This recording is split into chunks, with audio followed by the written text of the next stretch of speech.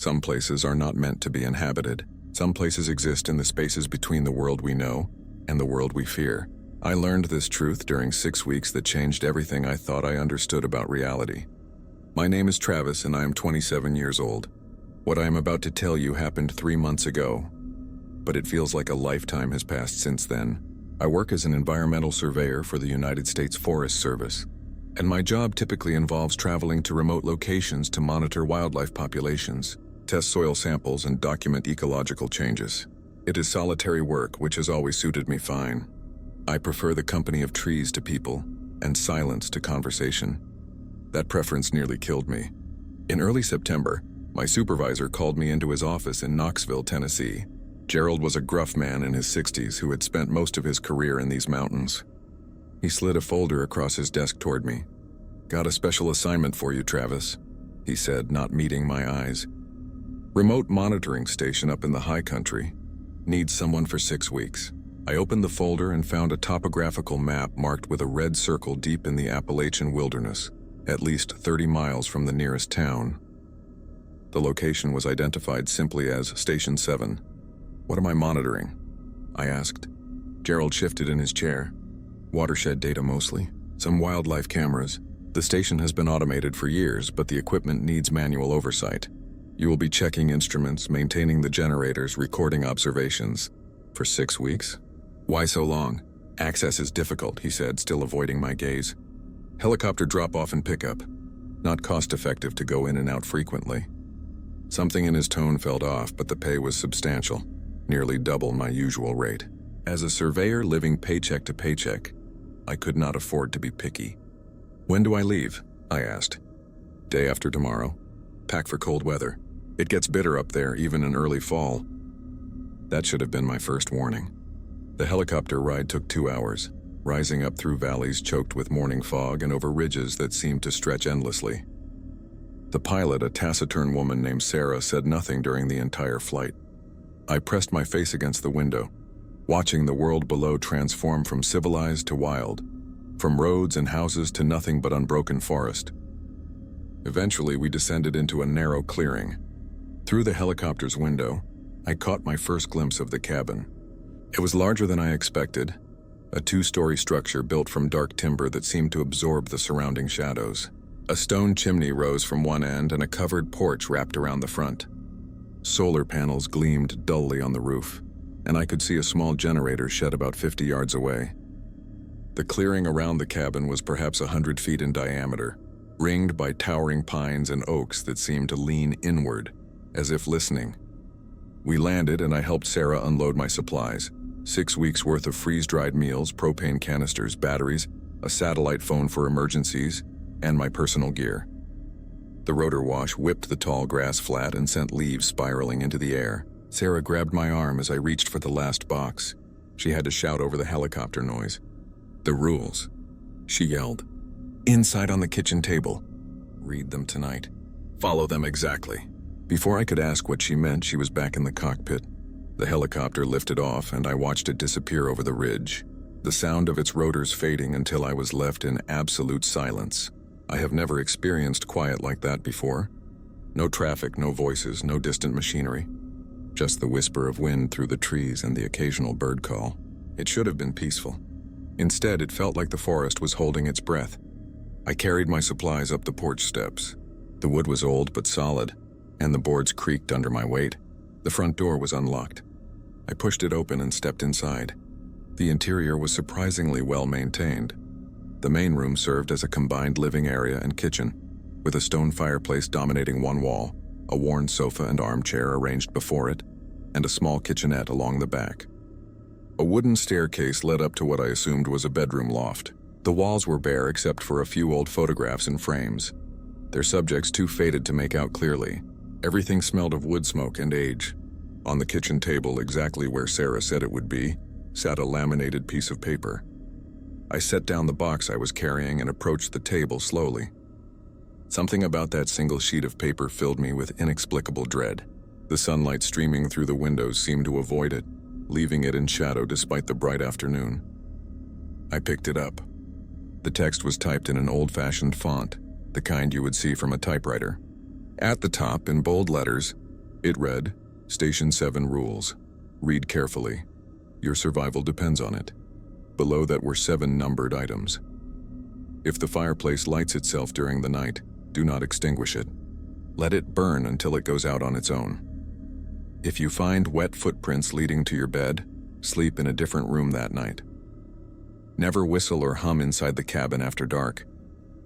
Music attracts unwanted attention. Should you hear scratching beneath the floorboards, sprinkle salt along the baseboards before going to sleep.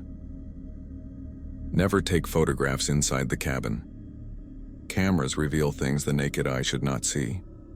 Never speak the name of anyone who has died while inside the cabin. The walls remember and will repeat it back. If you find the Bible in the living room open to a specific page, read the passage aloud before closing it. At the bottom, in handwritten ink that had faded to brown, someone had scrawled, "These are not suggestions. I learned that the hard way." MRA 1987. I read the list 3 times, my mouth going dry. This had to be a joke, some kind of hazing ritual for new surveyors. Remote stations always had their quirks and superstitions. Old-timers loved to scare newcomers with ghost stories. But I remembered the look in Gerald's eyes when he briefed me. I remembered how Sarah gripped my arm with real urgency. I folded the paper and slipped it into my pocket, then spent the next hour unloading supplies and familiarizing myself with the cabin. The upstairs loft contained a single bedroom with a double bed, a dresser and a small bathroom with a composting toilet, and a gravity-fed shower. A second, smaller bedroom was on the ground floor, little more than a closet with a cot. The basement access was in the kitchen, a wooden door with a heavy bolt. I opened it and peered down into darkness. Stone steps descended into shadow and cold air wafted up, carrying a smell of damp earth. I made a mental note to check it later and closed the door. By the time I finished organizing, the sun was setting, painting the forest in shades of orange and red. I heated one of my freeze-dried meals, ate while watching the last light fade through the window, and tried to ignore the growing unease in my gut. That first night, nothing happened. I slept fitfully, startling at every creak and groan of the old cabin settling. But when morning came, I felt foolish. The rules were just superstition, I told myself. Folklore, nothing more. I was wrong. The first 3 days passed uneventfully. I fell into a routine. Wake at dawn, check the monitoring equipment scattered through the forest, record data, maintain the solar panels and generator, eat, read, sleep. The work was straightforward and solitary, exactly what I expected. The forest itself was beautiful in an almost oppressive way. The trees grew so thick in places that noon felt like twilight. I saw deer, raccoons, and countless birds, but no bears, which surprised me. The streams ran clear and cold, and the air had that crisp quality you only find at high elevation. But I began to notice small oddities. The animal sounds stopped completely after sunset. No owls, no crickets, no rustling in the underbrush. Just silence, deep and absolute. I also realized that I had not whistled or hummed since arriving.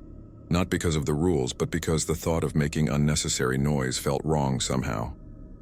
The silence had weight, and breaking it seemed dangerous. On the 4th night, I woke to the smell of smoke. I sat up in bed, heart pounding, and sniffed the air. Wood smoke, definitely. I had not built a fire before going to sleep. I threw off the blankets and crept downstairs. The living room was filled with flickering orange light. The fireplace was burning. Logs I had stacked beside it earlier were now arranged in the hearth, flames dancing across their surface. The fire crackled cheerfully as if someone had just lit it moments ago. I stood frozen at the bottom of the stairs, my mind racing. This was impossible. I had not lit the fire.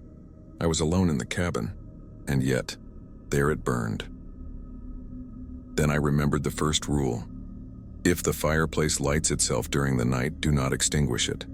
Let it burn until it goes out on its own.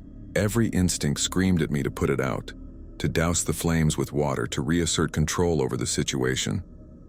But something deeper, some primal survival mechanism, made me stop. I backed slowly up the stairs, never taking my eyes off the fireplace. I returned to bed, pulled the covers up to my chin, and lay there listening to the fire crackle below. It burned for exactly 3 hours. I know because I watched the clock on my phone the entire time, too terrified to sleep. At 3:47 a.m., the sound stopped abruptly. When I crept downstairs at dawn, the fireplace was cold, the logs reduced to ash arranged in a perfect circle. I did not eat breakfast that morning. I simply sat at the kitchen table, staring at the laminated rules, understanding with terrible clarity that they were not superstition. Something was in this cabin with me, something that could light fires and arrange ash into patterns, and the only thing keeping me safe were 7 rules written by someone who had learned their importance the hard way. Before I continue with what happened next, I want to ask you something. If you are enjoying this story, if you want to know what I discovered in that cabin, please take a moment to like this video and subscribe to the channel. It helps more than you know, and honestly, sharing what happened to me feels like the only way to process it. Leave a comment too. Would you have followed those rules, or would you have tried to fight back? Because I am not sure I made the right choices. After the fireplace incident, I started taking the rules seriously. I reread them multiple times a day, committing each one to memory.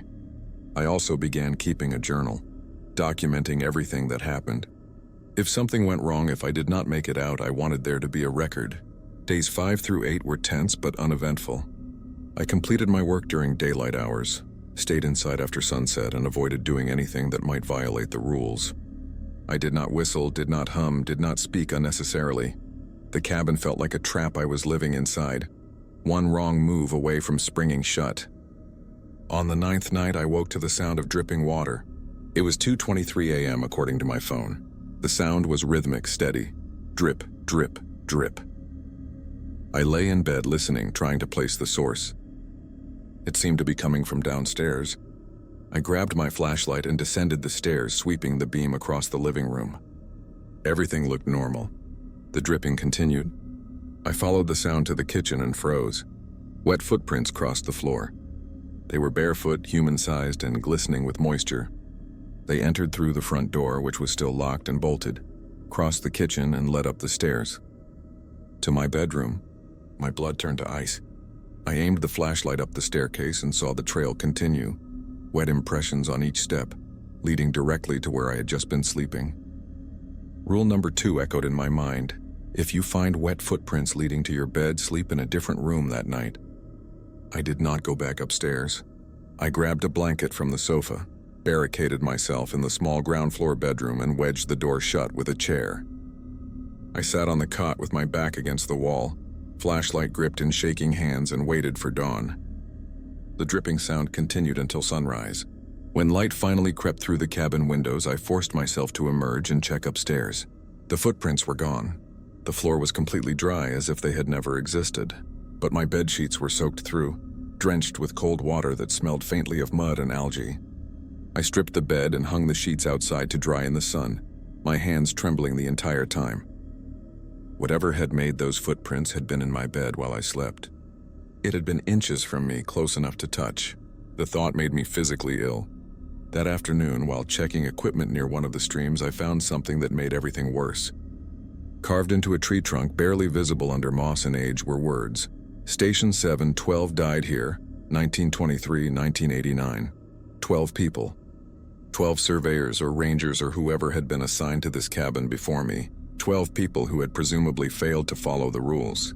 I thought about calling for an emergency extraction using the satellite phone. But what would I say? That I had found wet footprints and a self-lighting fireplace? They would think I was losing my mind.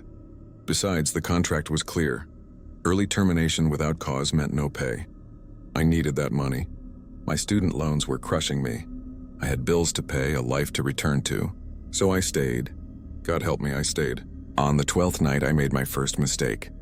I was heating dinner on the propane stove, tired from a long day of hiking to check remote sensors, when I started humming.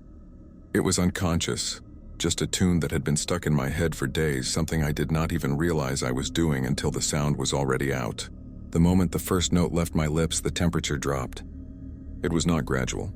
1 second the cabin was warm from the stove. The next, my breath was fogging in front of my face. Frost crept across the windows in intricate patterns, and the flame on the stove turned blue and guttered. I clapped my hand over my mouth, but the damage was done. Rule number 3. Never whistle or hum inside the cabin after dark.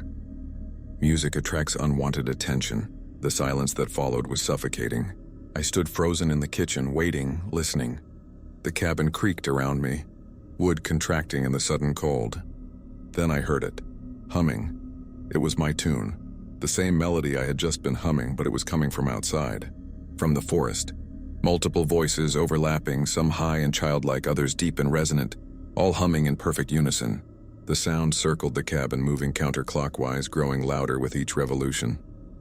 I backed against the far wall, my heart hammering so hard I thought it might burst. The humming stopped directly in front of the door. For a long moment there was nothing. Then something scraped against the wood, a sound like fingernails dragging slowly downward. I squeezed my eyes shut, too terrified to move, and waited.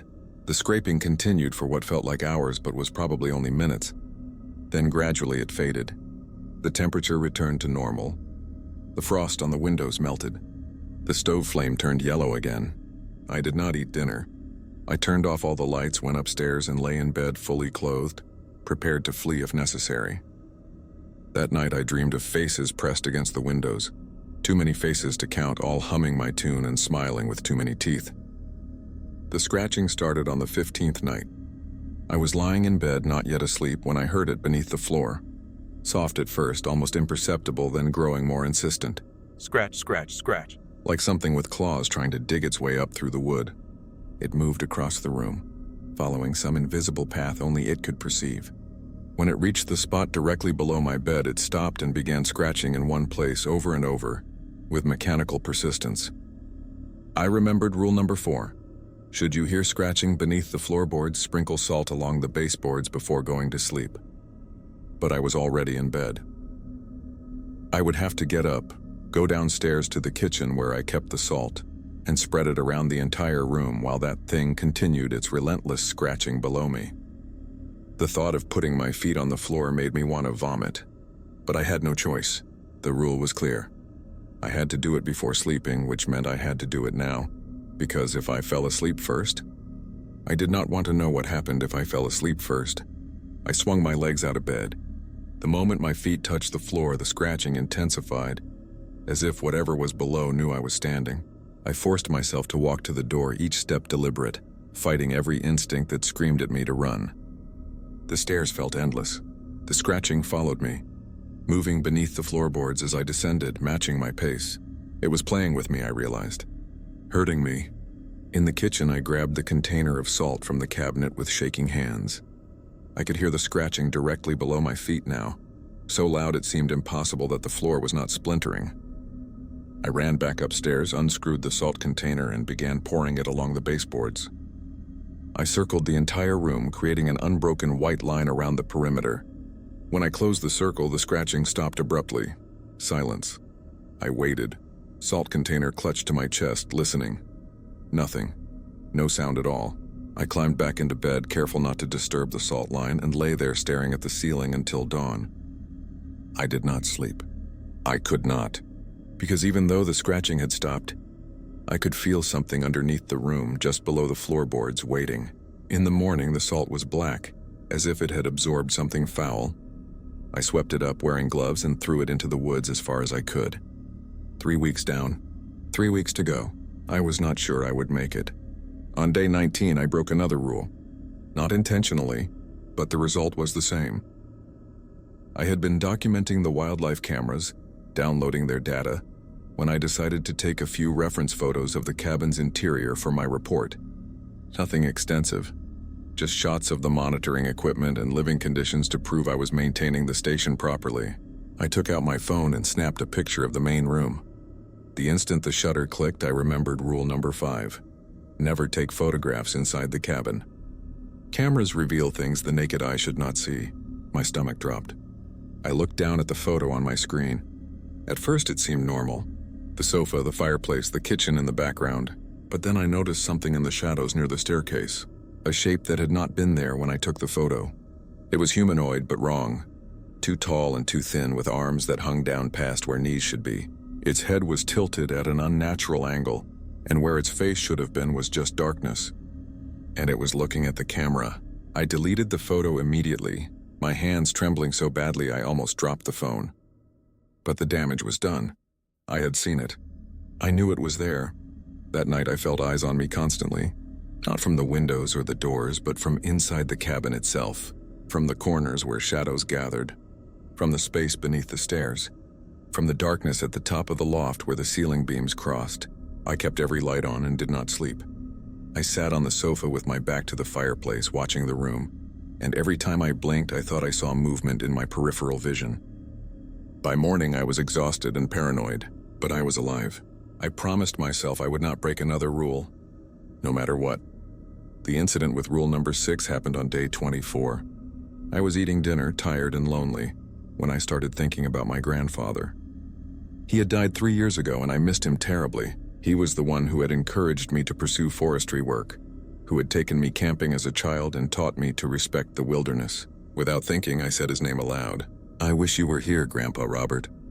The moment the words left my mouth, the temperature dropped again, though not as severely as before. The cabin became very still, as if it were listening. Rule number 6.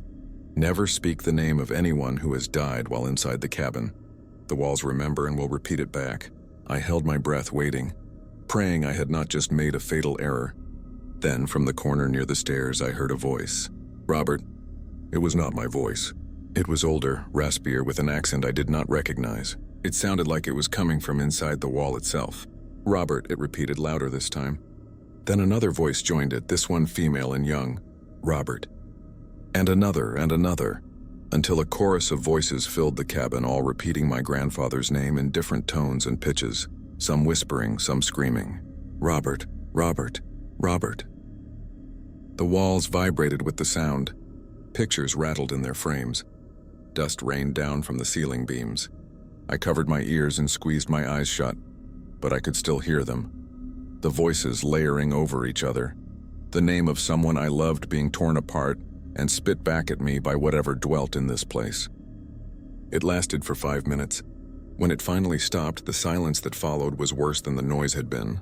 I did not speak for the rest of the night. I barely breathed, and when I finally slept, I dreamed of my grandfather standing outside the cabin windows, his mouth opening and closing soundlessly, trying to warn me of something I could not hear. Day 31 marked the beginning of the final incident, the one that nearly killed me. I woke at dawn to find the Bible lying open on the living room floor. The Bible had been on a shelf since I arrived, an old King James version with a cracked leather cover. I had not touched it once, but now it lay in the center of the room, pages spread wide as if someone had placed it there deliberately. Rule number 7. If you find the Bible in the living room open to a specific page, read the passage aloud before closing it. I approached slowly, my skin prickling with dread. The book was open to Revelation chapter 6. I knelt beside it and began to read aloud, my voice shaking, and I looked, and behold, a pale horse, and his name that sat on him was Death, and hell followed with him. And power was given unto them over the fourth part of the earth, to kill with sword, and with hunger, and with death, and with the beasts of the earth. As I spoke the words, the air in the cabin grew thick and heavy.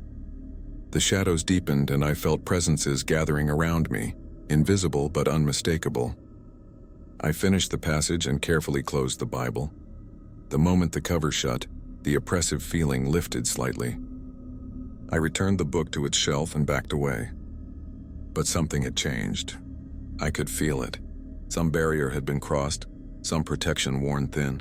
That night, all of the rules came into play at once. It started at 11:47 p.m. I was in bed trying to sleep despite my mounting anxiety when the fireplace lit itself. I heard the sudden crackle of flame from downstairs and my heart sank. Rule number 1. I had to let it burn no matter what.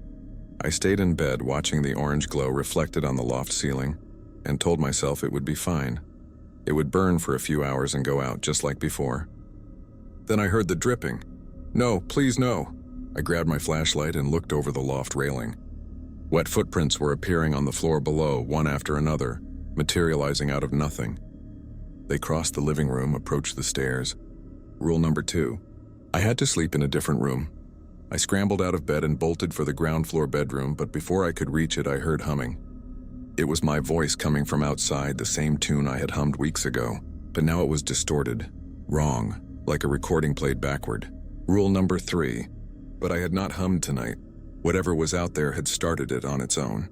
The humming grew louder, surrounding the cabin, and I heard that scratching beneath the floorboards again, frantic and aggressive. Rule number 4. I needed salt. But the salt was in the kitchen and the wet footprints were still forming, climbing the stairs now, heading toward my bedroom. I ran to the kitchen, grabbed the salt, and started spreading it along the baseboards. My hands were shaking so badly I spilled half of it. The scratching intensified, following me, and the humming outside reached a fever pitch. Then I heard my grandfather's name. Robert. The walls were speaking, dozens of voices overlapping, repeating the name I had foolishly spoken days ago. Robert, Robert, Robert. The cabin was coming apart around me. The rules were all activating simultaneously. Every protective measure I had in place collapsing at once. This was not random. This was coordinated. Whatever haunted this place was done playing with me. It wanted me dead. I finished the salt line and retreated to the center of the room, clutching the container like a weapon. The fireplace burned higher, flames licking out onto the hearth. The wet footprints reached the top of the stairs. The humming and scratching and voices merged into a cacophony of horror. Then through it all I heard a new sound. The basement door was rattling. Something was trying to get out. I have never believed in God, not really. I went to church as a child because my parents made me. But I abandoned faith in college, convinced that science and reason were enough to explain the universe. Standing in that cabin, surrounded by forces I could not understand or fight, I prayed. I prayed to God, to Jesus, to any saint or angel who might be listening. I prayed for protection, for strength, for dawn to come quickly. And I remembered the Bible. Rule number 7 did not just say to read the passage. It said to read it aloud before closing it. But what if I had closed it too quickly? What if the passage itself was protection, and I was supposed to keep reading? I ran to the shelf and grabbed the Bible. The cabin shook around me, the floorboards buckling upward as something beneath them pushed up. I opened the book randomly and started reading whatever passage my eyes landed on, shouting over the chaos. The Lord is my shepherd, I shall not want. He maketh me to lie down in green pastures, he leadeth me beside the still waters. He restoreth my soul. The scratching faltered slightly. I kept reading, louder now, flipping pages and reciting anything I could find. Yea, though I walk through the valley of the shadow of death, I will fear no evil, for thou art with me. Thy rod and thy staff, they comfort me. The humming outside grew distant. Thou preparest a table before me in the presence of mine enemies. Thou anointest my head with oil. My cup runneth over. The voices in the walls quieted to whispers. I read until my voice was hoarse, until the first light of dawn crept through the windows. And as the sun rose, everything stopped. The fire went out. The footprints evaporated. The scratching and humming and voices ceased. The basement door went still. I collapsed on the floor, the Bible clutched to my chest, and wept. I want to pause here and ask you to do something for me. If this story has affected you, if you are feeling what I felt, please share this video. Hit that subscribe button, because what I'm about to tell you next, about what I found in the basement, about how I finally escaped, you need to hear it. And maybe, just maybe, sharing this will keep someone else from being sent to Station 7. I did not leave the cabin for 2 days after that night. I was too terrified to step outside, convinced that whatever lurked in those woods was waiting for me to drop my guard. But on day 34 I ran out of food. I had rationed poorly, expecting the supplies to last, and now I faced a choice. Risk foraging in the forest or starve. I chose the forest. I armed myself with a knife, said a prayer, funny how quickly you find religion when death is real, and stepped outside for the first time in 48 hours. The morning was beautiful. Sunlight filtered through the trees, birds sang and a gentle breeze rustled the leaves. It felt almost mocking, this normalcy, after what I had endured.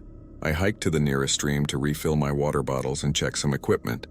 As I worked, I noticed something odd. Scratch marks on several trees, arranged in patterns. They were not random animal markings.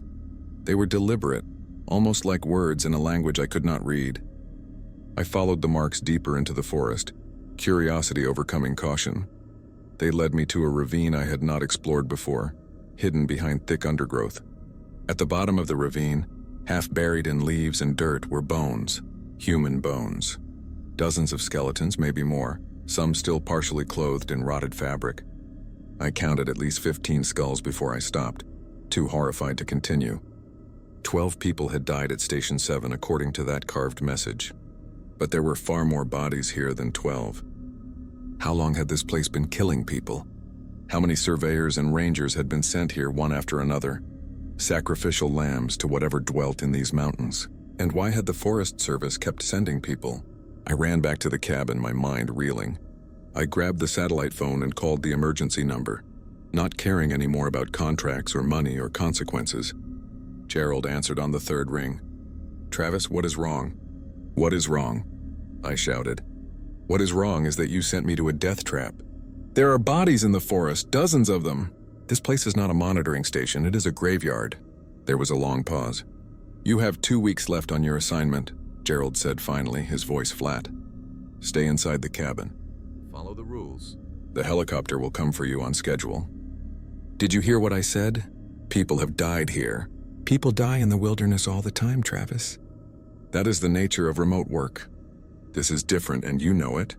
You knew about the rules, you knew what this place was, and you sent me anyway." Another pause, longer this time. "The work must continue," Gerald said. "Station 7 is important. The data collected there is irreplaceable. Yes, we lose people sometimes, but others survive. The rules keep you safe if you follow them. You have made it this far. Do not give up now." I wanted to scream. I wanted to reach through the phone and strangle him. "What happens if I leave early?" I asked. "The helicopter comes in 2 weeks. Not before. The route is scheduled, the fuel calculated.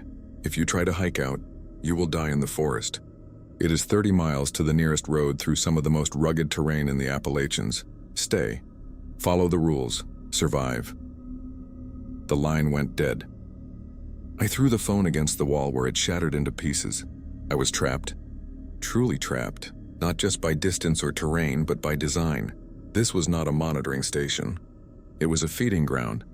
The Forest Service had been sending people here for decades, offering them up to whatever haunted these woods and calling it necessary work. The data was irreplaceable, Gerald had said. But what data?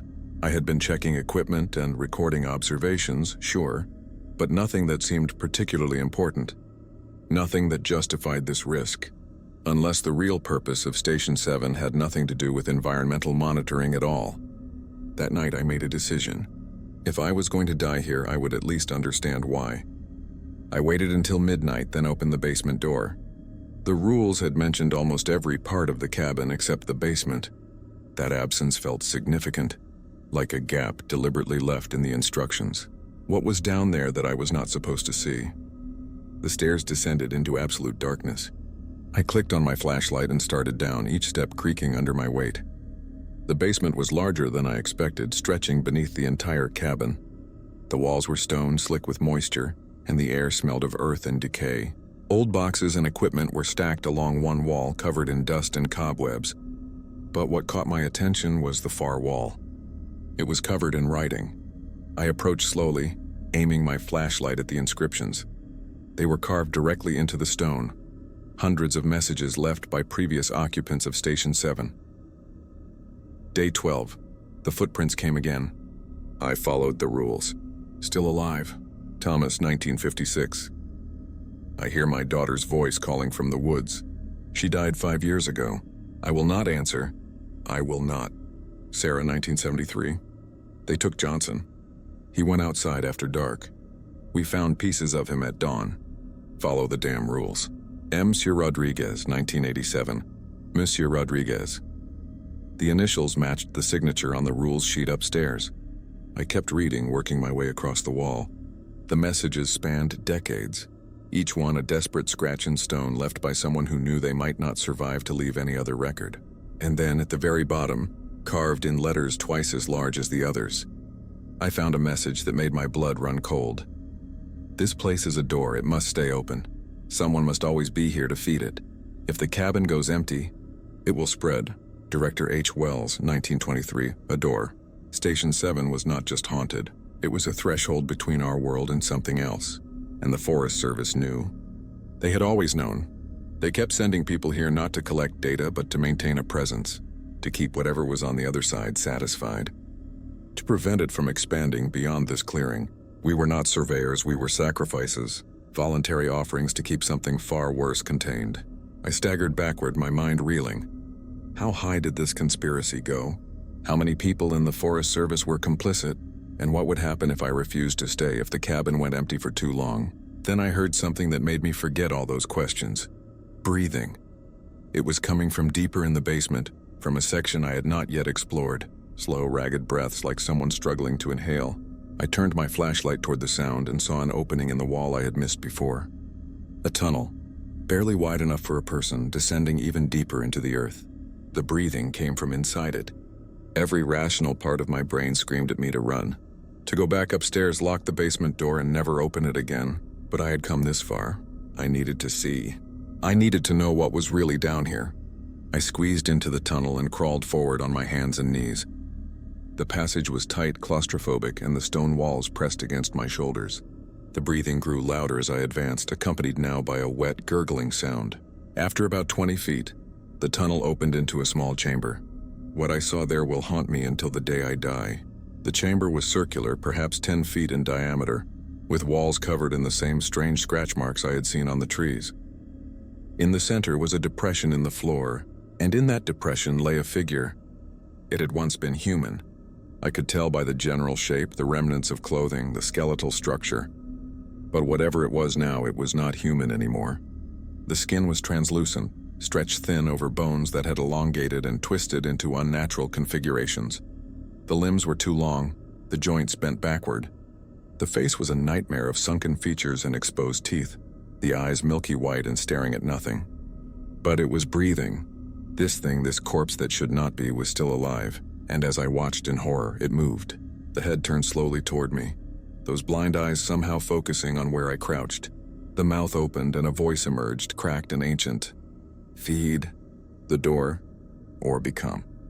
The door. I scrambled backward, panic overwhelming me. I crawled through the tunnel as fast as I could, scraping my arms and legs on the stone, not caring, just needing to escape. I burst into the main basement, ran up the stairs, and slammed the door behind me, throwing the bolt.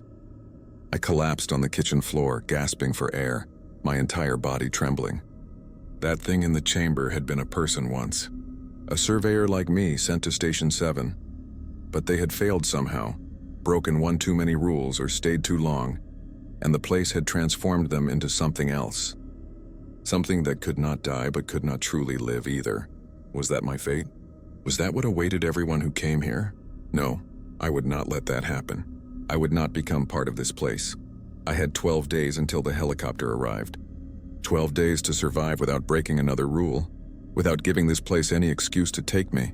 I could do this, I had to. The next week was the longest of my life. I followed the rules obsessively, moving through each day with mechanical precision. I barely slept, too afraid of what might happen if I let my guard down. The manifestations continued nightly. Fires lit themselves. Footprints appeared. Scratching echoed beneath the floorboards, but I responded exactly as the rules instructed, and each time I survived. I stopped going outside except for absolute necessities. The forest felt malevolent now, watching me with invisible eyes. I could feel its hunger, its desire to pull me in and transform me into something like that creature in the basement chamber. On day 40, the Bible appeared open on the floor again. This time it was opened to Psalms chapter 23. I read the entire passage aloud, my voice steady despite my fear. The Lord is my shepherd, I shall not want. He maketh me to lie down in green pastures, he leadeth me beside the still waters. He restoreth my soul. He leadeth me in the paths of righteousness for his name's sake. As I spoke the words, I felt something shift. The oppressive atmosphere of the cabin lightened slightly, as if the passage itself held power against whatever dwelt here. I kept the Bible with me after that, clutched in my hands like a shield. Whenever I felt the darkness pressing in, I would read aloud and it would recede. Prayer had become my anchor. The rules were survival, but prayer was resistance. It was the one thing this place could not seem to corrupt or twist. On day 41, something unexpected happened. I woke to complete silence. Not the oppressive silence I had grown accustomed to, but genuine peace. No scratching, no dripping, no voices. The cabin felt empty in a way it had not since I arrived. I went downstairs cautiously and found everything normal. The fireplace was cold. The floor was dry. The Bible sat closed on the shelf where I had left it. For the first time in weeks, I felt hope.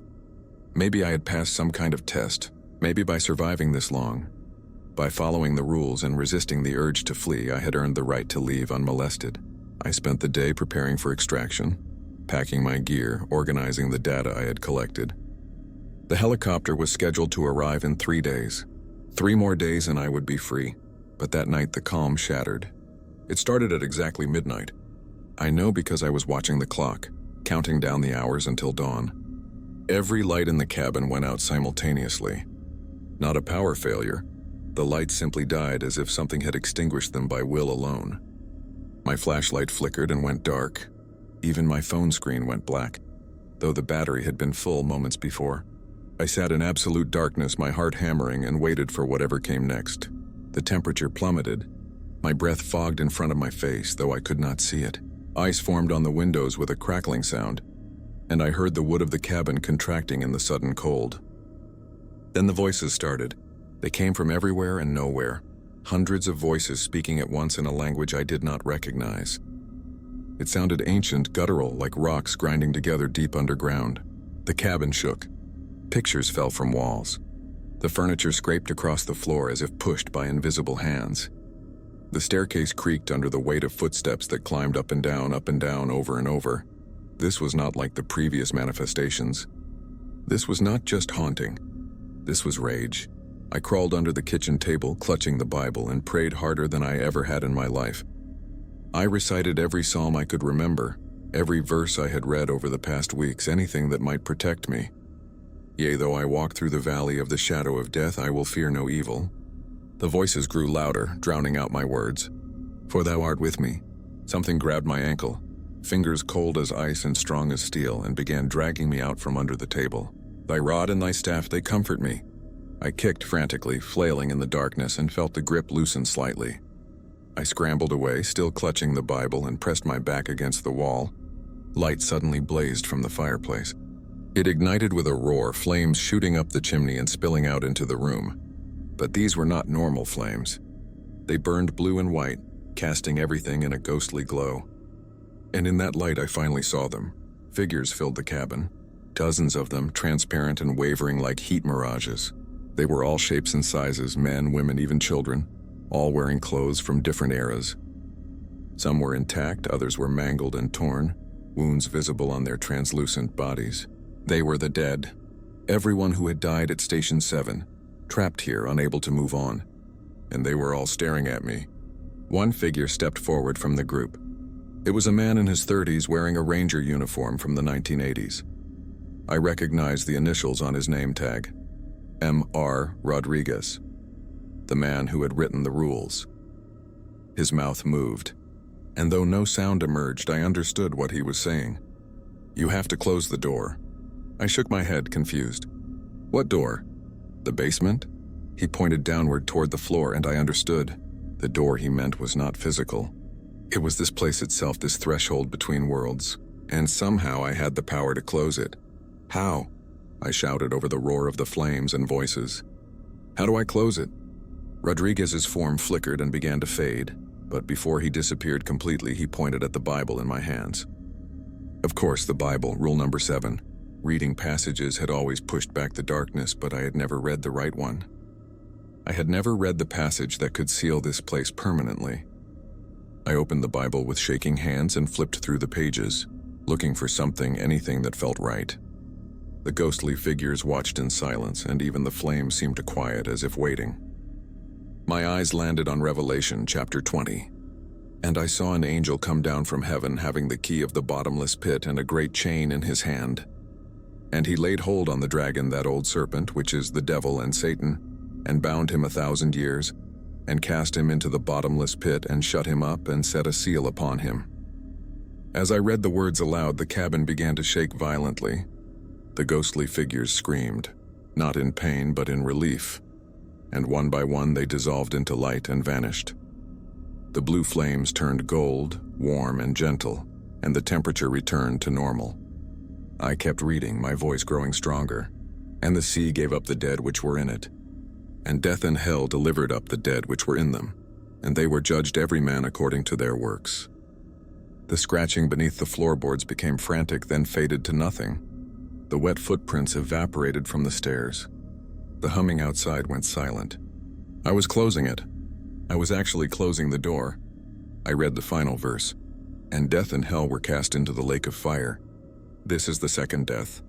The moment I spoke those words, everything stopped. The cabin went still. The fireplace returned to normal, burning with ordinary flames. The oppressive presence that had haunted this place for decades simply ceased. I sat on the floor, exhausted and shaking, and felt the change. Station 7 was just a cabin now. The door was closed. The dead were free. The helicopter arrived on schedule 3 days later. Sarah landed in the clearing and I loaded my gear without a word.